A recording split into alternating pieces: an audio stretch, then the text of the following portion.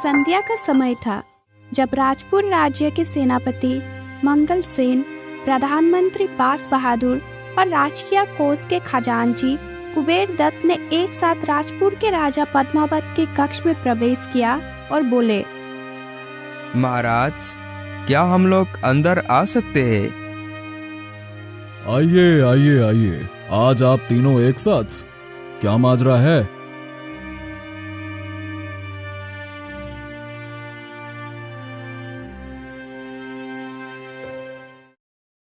महाराज, आज हम तीनों आपसे राजकीय परामर्श करने नहीं, अपितु कुछ पारिवारिक परामर्श करने आए हैं।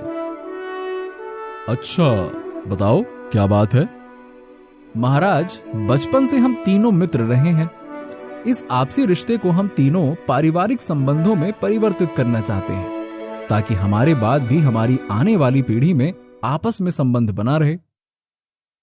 प्रधानमंत्री जी, हम आपकी बात का मतलब समझे नहीं। महाराज, आप 3 युवा पुत्रों के पिता हैं और हम तीनों एक एक युवा पुत्री के पिता हैं। हम अपनी पुत्रियों का विवाह आपके पुत्रों के साथ करना चाहते हैं। ओह,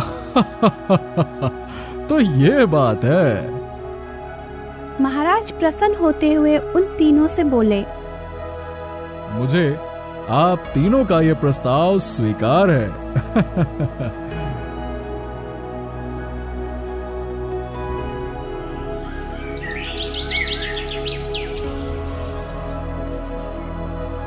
इस घटना के 15 दिन पश्चात ही तीनों राजपुत्र का सगाई समारोह धूमधाम से संपन्न हुआ।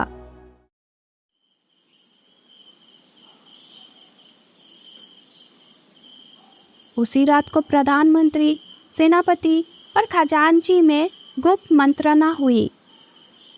हमारी योजना के अनुसार तीनों राजपुत्रों के साथ हमारी पुत्रियों की सगाई तो आसानी से संपन्न हो गई। अतः अब हमें अपनी योजना के दूसरे चरण को शीघ्र ही पूरा कर लेना चाहिए। आप बिल्कुल ठीक कह रहे खजांची जी, शुभ काम में देरी नहीं करनी चाहिए। तो ठीक है, आज की रात ही राजा पद्मावत के जीवन की आखिरी रात होगी।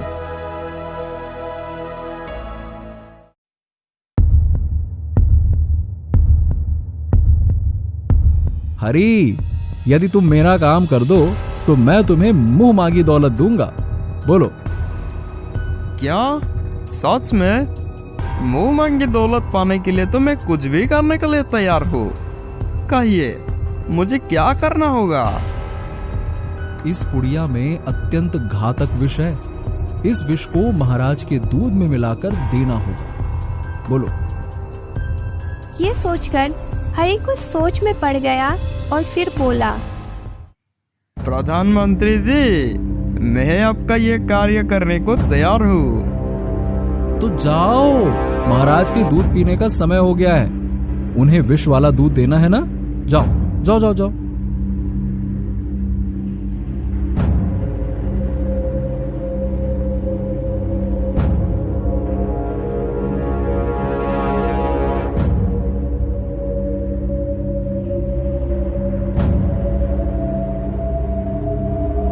लीजिए महाराज, दूध पी लीजिए।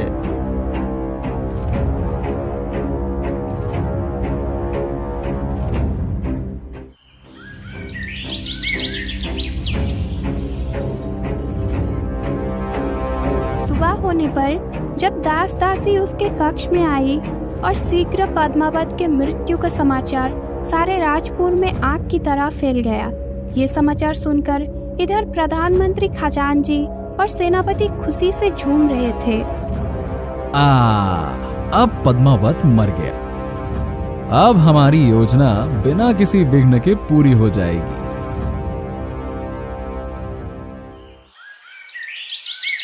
इस घटना के 20 दिन पश्चात प्रधानमंत्री बास बहादुर ने युवराज हीरावत को बुलाकर उससे कहा, राजकुमार, महाराज के आकस्मिक निधन के पश्चात राजपुर की राजगद्दी खाली पड़ी।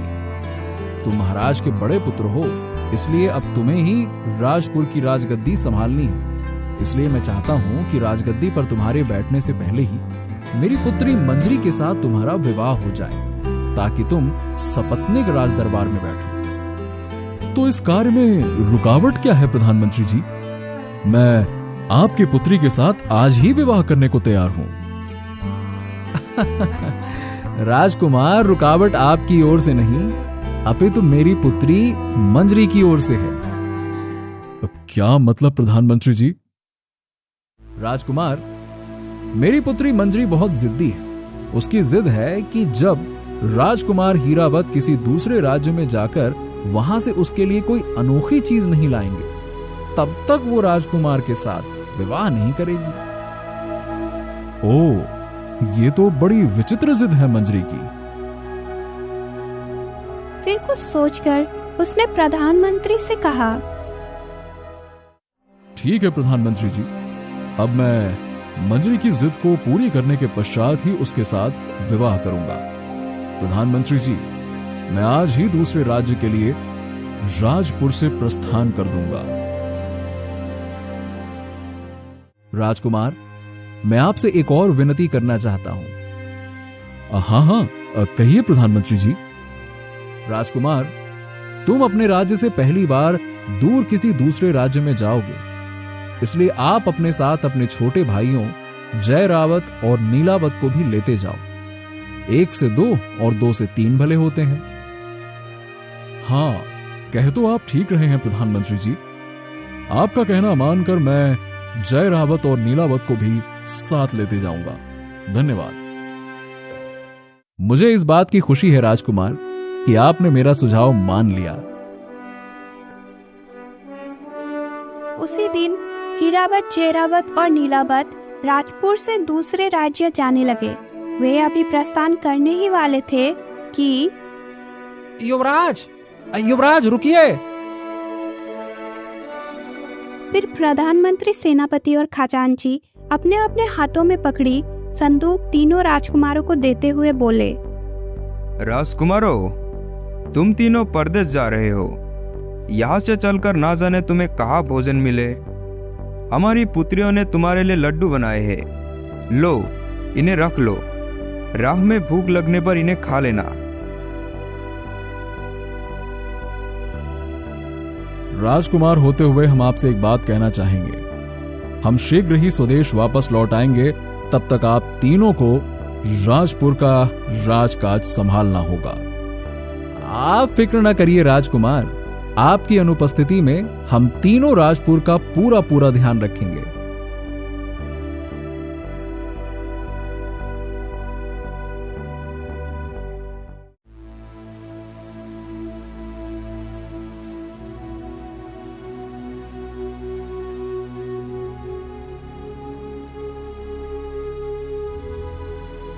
अभी तक तो सब कुछ हमारी योजना के अनुसार बिल्कुल ठीक हो गया।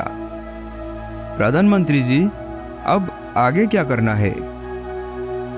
इधर उस कक्ष के बाहर से गुजरती प्रधानमंत्री की पुत्री मंजरी उनकी बातें सुनने के लिए द्वार पर ही छिपकर खड़ी हो गई।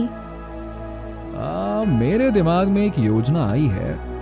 अब जबकि पद्मावत और उसके तीनों पुत्र हमारे रास्ते से हट चुके हैं, तो हमें राजपुर पर अपना अधिकार जमाने में देर नहीं करनी चाहिए। मित्रों, राजपुर की सेना को तो हम अपनी ओर मिला ही चुके हैं। कल जब दरबार लगेगा तो उसमें यह घोषणा कर देनी है कि आज से राजपुर पर हम तीनों का राज है। हा मित्र बाज बहादुर, तुम कितने बुद्धिमान हो। इसलिए हम प्रारंभ से ही तुम्हारी बताई योजना पर चल रहे हैं। तुम कितने सफाई से राजा पद्मावत को मरवाकर, कितनी चालाकी से उनके तीनों पुत्रों को राजपुर से बाहर भिजवा दिया। तुम्हारे ही सुझाव पर अपनी पुत्रियों का नाम लेकर हमने तीनों भाइयों को विष मिले लड्डू दे दिए। वाह वाह वाह वाह वाह, जिन्हें खाकर तीनों राजकुमार निश्चय ही मर जाएंगे। हमें तो भाई तुम्हारी बुद्धिमानी पर गर्व है मित्र। बहुत बढ़िया, उत्तम, अति उत्तम। उनकी बातें सुनकर कक्ष के बाहर खड़ी मंजरी के तो पांव तले जमीन ही खिसक गई। वो सोचने लगी, इन तीनों ने तो बड़ा ही घिनौना कुछ चक्र रचा है। मैं अपने भाभी पति हीरावत और अपने दोनों देवर का बाल भी बाका नहीं होने दूंगी। चाहे इसके लिए मुझे कुछ भी क्यों ना करना पड़े। उसने उसी समय अपने कक्ष में पहुंचकर अपनी एक दासी को बुलाया और कहा, तुम इसी समय सेनापति जी की लड़की सुदाक्षी और खजांची की लड़की धनलक्ष्मी को बुला लाओ। उनसे कहना मैं इसी समय एक अत्यंत महत्वपूर्ण विषय के बारे में उनसे सलाह मशवरा करना चाहती हूँ।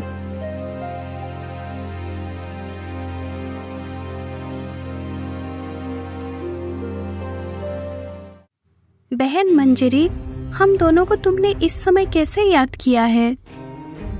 मंजरी ने सारी बात विस्तार पूर्वक उन्हें बता दी। सारी बात जानकर सुदाक्षी और धनलक्ष्मी हक्का बक्का रह गई। ओ, हमारे पिताओं ने हमारे भावी पतियों के खिलाफ कैसा खूनी षड्यंत्र रचा है। देखो, राजकुमार हीरावत अपने दोनों भाइयों के साथ राज्य से अभी ज्यादा दूर नहीं गए होंगे। हमें इसी समय उनके पास पहुंचकर उन्हें 20 मिले लड्डुओं के बारे में बता देना चाहिए ताकि उन तीनों की जान बच सके। कह तो तुम ठीक ही रही हो बहन मंजरी। बस उसी समय तीनों युवतियां बिना किसी को कुछ बताए घोड़े पर सवार होकर राजपुर से चल पड़ी।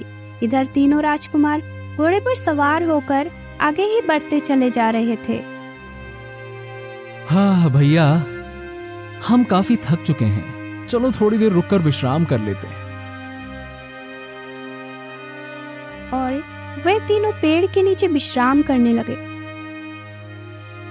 उधर इन तीनों राजकुमारों की खोज में मंजरी, सुदाक्षी और लक्ष्मी भी राजपुर से काफी दूर निकल आई थी। कितने दूर आ गए हैं हम तीनों राजपुर से, लेकिन अभी तक राजकुमारों को कहीं आता पता नहीं है। कहाँ चले गए वे तीनों?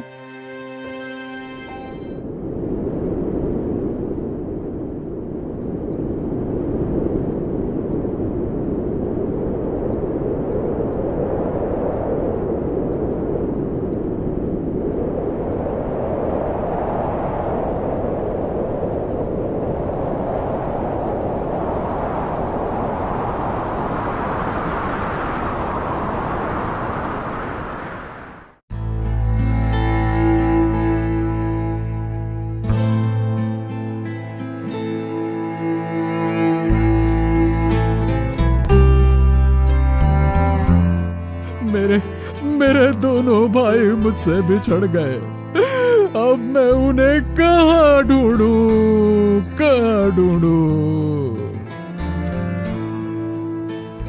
फिर चेरावत और नीलावत की खोज में वो कई दिन बिना रुके, बिना कुछ खाए पिए चलता रहा। चलते चलते वे वन से निकल पास के राज्य केसानगर में पहुंच गया। बहुत खोज करने पर भी चेरावत और नीलावत का कोई आता पता नहीं मिला। तभी वहाँ एक मुनादी करने वाला आ पहुंचा और बोलने लगा, सुनो सुनो नगर के लोगों, राजा का एक हाथी पागल हो गया है।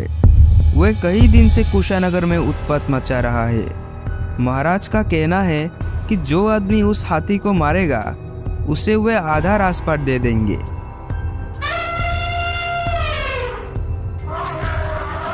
अरे भागो सब लोग, जल्दी से भागो।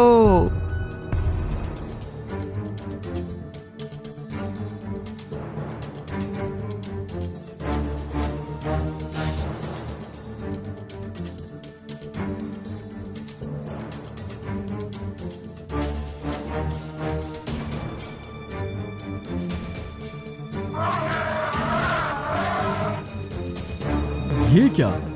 पागल हाथी संदूक में भरे लड्डुओं को खाते ही मर गया? तो क्या लड्डू विषैले थे? इसका मतलब लड्डू हम तीनों भाइयों को मारने के लिए दिए गए थे।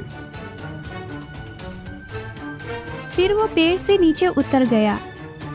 सैनिक उसे उस देश के राजा महेंद्र दत्त के पास लेकर पहुंचे और महेंद्र दत्त को पागल हाथी का मरने की सूचना दी।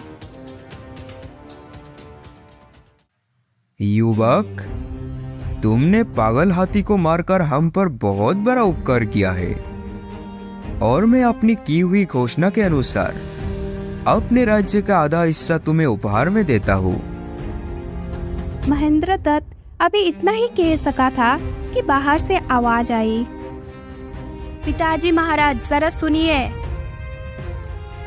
फिर राजा महेंद्रदत्त उठकर द्वार की ओर बढ़ गया। कुछ देर बाद वो मुस्कुराता हुआ पुनः हीरावत के पास लौटा और बोला, तो तुम राजपुर के युवराज हीरावत हो? जी हाँ महाराज, लेकिन आपने मुझे कैसे पहचाना? इस बात को छोड़ो और हमारी बात सुनो। हम तुम्हें अपना आधा राजपाट देने के साथ साथ हम अपनी पुत्री का विवाह तुम्हारे साथ करना चाहते हैं। ओह, ये तो मेरा सौभाग्य होगा। उसी दिन महेंद्रदत्त ने हीरावत को आधा राजपाट सौंप दिया और अपने पुत्री का विवाह हीरावत के साथ कर दिया। विवाह के पश्चात हीरावत अपने दुल्हन को अपने महल में विदा कर लाया। तत्पश्चात जब उसने अपने दुल्हन का घूंघट उठाया तो वो बोले, ओ रानी, तुम तो बिल्कुल चांद का टुकड़ा हो।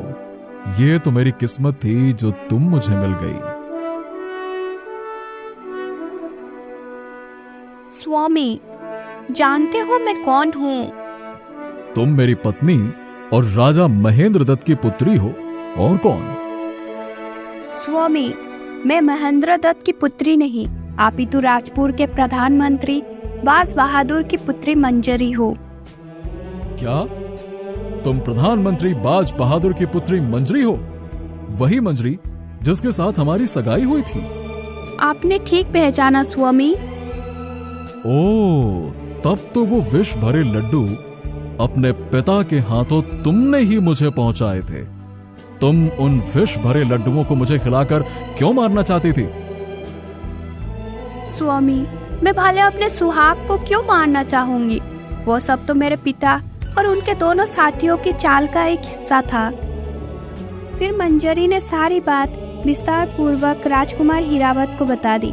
सारी बात जानकर राजकुमार बोला, ओहो, तो प्रधानमंत्री, सेनापति और खजांची ने मिलकर हम तीनों भाइयों को इस प्रकार मारना चाहा।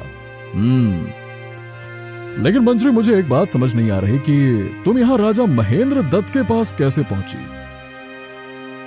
स्वामी, ये एक लंबी कहानी है।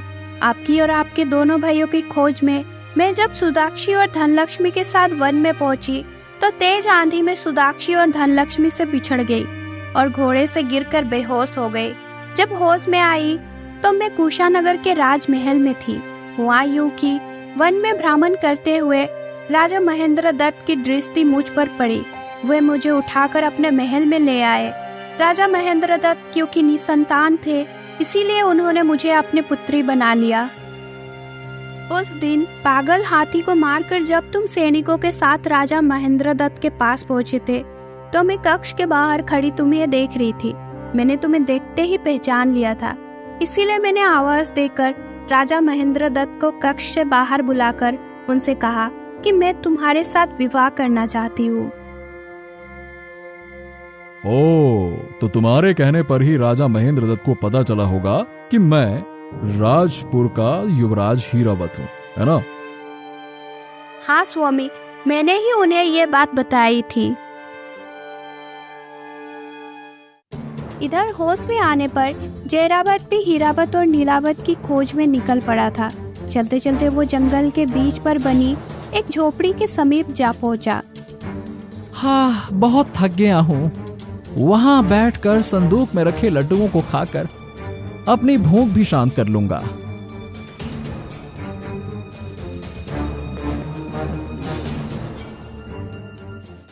तभी झोपड़ी से सुदाक्षी बाहर निकली। जयरावत को वहां देख वह आश्चर्यचकित रह गई। ये यहाँ कैसे?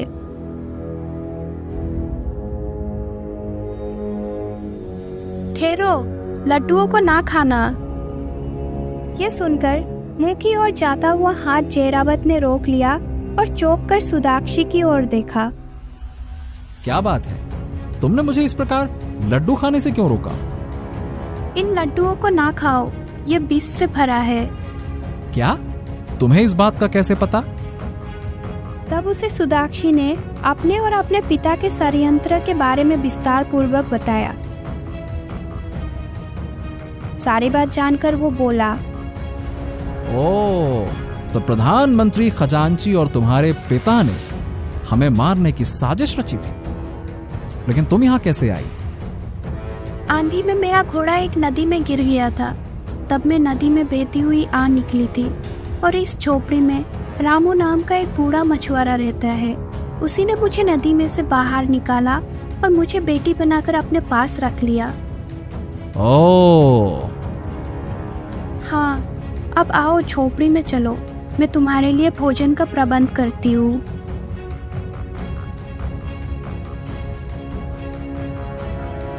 सुदाक्षी ने जयरावत के लिए तत्काल ही भोजन तैयार किया। तब तक मछुआरा रामू भी मछलियां पकड़कर आ गया था। काका, ये राजपुर के राजकुमार जयरावत थे। वही जिनके साथ तुम्हारी सगाई हुई थी? हाँ काका, ये वही है। देखो बेटा, मुझे सुदीक्षा ने सब कुछ बता दिया है। क्योंकि सुदीक्षा के साथ तुम्हारी सगाई हो चुकी है, इसलिए इसकी सुरक्षा का जिम्मा अब तुम्हारा है। अब तुम इसके साथ विवाह कर लो। तब अग्नि को साक्षी मानकर जयरावत और सुदाक्षी ने विवाह कर लिया।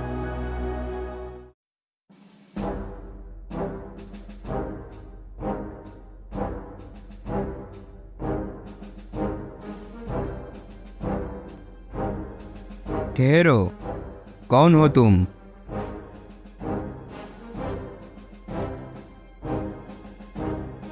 मेरा नाम नीलावत है और मैं राजपुर का राजकुमार हूँ। तुम राजपुर के राजकुमार नीलावत हो?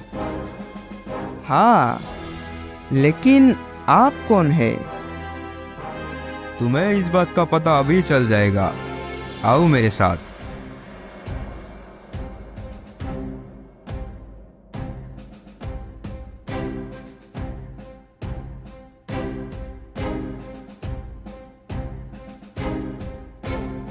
देखो धनलक्ष्मी बेटी, मेरे साथ कौन आया है? राजकुमार नीलावत। ये युवती कौन है? ये तो मेरा नाम भी जानती है।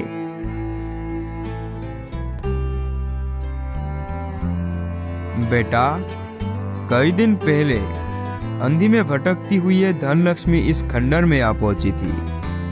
उस समय मैं भी इस खंडर में था। बेटा, ये वही धनलक्ष्मी है जिसके साथ तुम्हारी सगाई हुई थी। अब तुम आ गए हो तो धनलक्ष्मी का हाथ संभालो और मुझे इसकी जिम्मेदारी से मुक्त करो। इतना कहकर इच्छाधारी नाग ने नीलावत को प्रधानमंत्री, सेनापति और खजांची के षड्यंत्र के बारे में बताया। सारी बात जानकर नीलावत सुन सा रह गया। तब इच्छाधारी नाग के सामने नीलावत और धनलक्ष्मी ने एक दूसरे से शादी कर ली। तत्पश्चात इच्छाधारी नाग ने नीलावत को 3 फल दिए और बोला, नीलावत, ये तीनों फल उन्हीं प्रधानमंत्री, खजांची और सेनापति के लिए है। जैसे ही वे तीनों इन फलों को खाएंगे, तीनों को अपने अपने किए का फल मिल जाएगा। अच्छा बेटा और बेटी, अब मुझे विदा दो।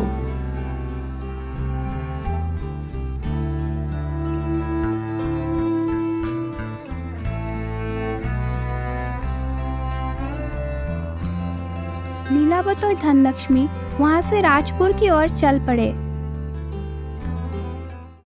सुदीक्षा, हमें राजपुर चलना चाहिए। वहां जाकर देखें तो सही कि तुम्हारे पिता और उनके साथियों ने राजपुर की क्या दशा की है। रानी मंजरी, तुम्हारे पिता और उनके दोनों साथियों ने राजद्रोह किया है।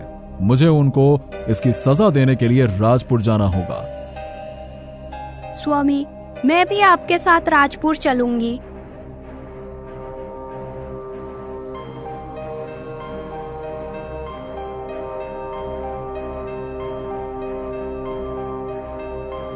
शीघ्र राजपुर की सीमा पर हीरावत, जयरावत और नीलावत की मुलाकात हुई। हे मेरे भगवान, तू बड़ा दयालु है। आज तूने मेरे बिछड़े हुए भाइयों को पुनः मुझसे मिलवा दिया। तेरा लाख लाख शुक्र है। आप तीनों फल मुझे दे दीजिए। अब मैं मंजरी बहन और सुदाक्षी तीनों एक साथ राजपुर जाएंगे। अब आप लोग यहीं पर रुककर हम तीनों के लौटने की प्रतीक्षा कीजिए। हम आपके अपराधियों को साथ लेकर ही यहाँ लौटेंगे। नीलावत ने तीनों फल उसे दे दिया। धनलक्ष्मी, मंजरी और सुदाक्षी रथ में बैठकर राजपुर की ओर चल पड़ी। सबसे पहले धनलक्ष्मी अपने पिता के पास पहुंची। उसे देखते ही कुबेर दत्त प्रसन्नता से चिल्ला उठा। बेटी, तुम कहाँ चली गई थी? मैंने तुम्हारी खोज कहाँ कहाँ नहीं करवाई। अब तुम कुशलता से तो हो ना बेटा? पिताजी, मैं अपने सहेलियों के साथ वन ब्राह्मण को गई थी। वहां पर एक तूफान में फंसकर सखियों से बिछड़ गई थी। कहकर धनलक्ष्मी ने एक मनगढ़ंत कहानी कुबेर दत्त को सुना दी। ओह बेटी, तब तो तुमने बड़ा दुख पाया। पिताजी, वन में मुझे एक नया ही फल देखने को मिला। मैं ये एक फल आपके लिए तोड़कर ले आई हूँ, इसे खा लीजिए। फल खाते ही कुबेर दत्त की नाक लंबी होने लगी। अरे ये क्या? मेरी नाक अचानक से तेजी से बढ़ने लगी। ये क्या है? ये क्या है? पिताजी, ये तुम्हारा पाप उदय हुए है। पल भर में ही कुबेर दत्त की नाक 3 फुट लंबी हो गई। इधर फल खाने से मंगलसेन का भी यही हाल था। हाय मेरी नाक। बेटी सुदीक्षा, मुझे कैसा फल खिलाया है ये तूने? पिताजी, मैंने आपको राजद्रोह का फल खिलाया है। दूसरी ओर बास बहादुर की हालत भी फल खाकर खस्ता हो चुकी थी।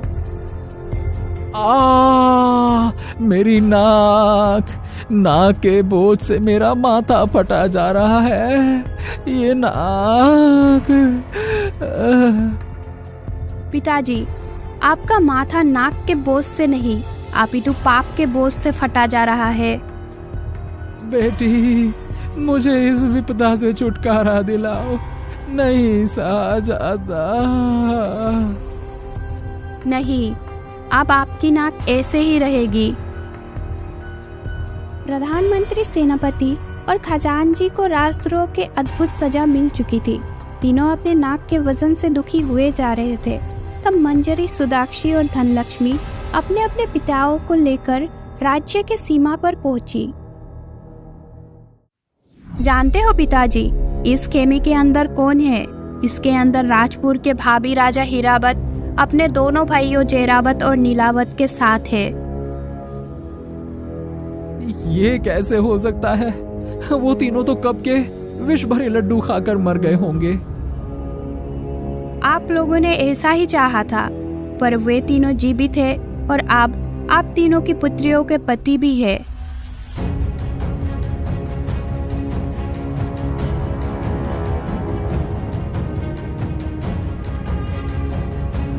युवराज, हमें क्षमा कर दो।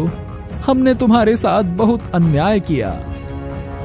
माफ कर दो युवराज, हमें माफ कर दो।